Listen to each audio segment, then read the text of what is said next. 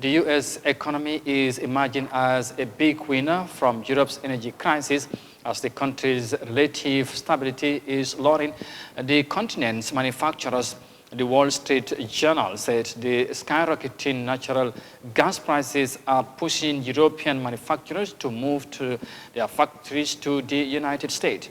Now, as the Ukraine vote drives up European energy costs, a number of European manufacturers are being lured to the relative stability of the United States. Yahya Jammeh again has the details in this report. The famous American economic newspaper reported on an interesting sanction development. According to them, the damage to Europe will last forever. They have a long analytical article about the sanctions related to the war in Ukraine and the resulting energy crisis. The newspaper explained that European companies that produce steel, fertilizer, and other raw materials hit by the skyrocketing gas prices are moving their operations to the United States because of more predictable energy prices and massive government subsidies. As a result, the U.S. companies specializing in making chemicals, batteries, and other energy-intensive products will be the beneficiaries, according to the article.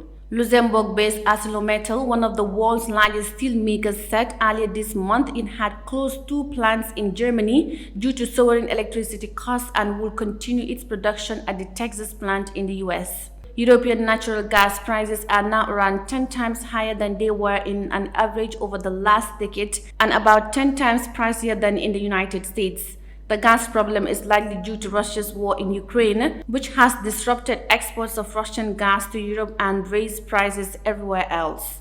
Alternative supplies of gas are expensive. Climate change has drained rivers so much that many of Europe's nuclear plants are offline. And there's been more than a decade of confusion among European policymakers about how to build shock absorbers into the system. Power prices in both Germany and France reached record levels, a reflection of the continent's ever-deepening power emergency. As nations buckle under economic pressures, desperate times have called for desperate measures.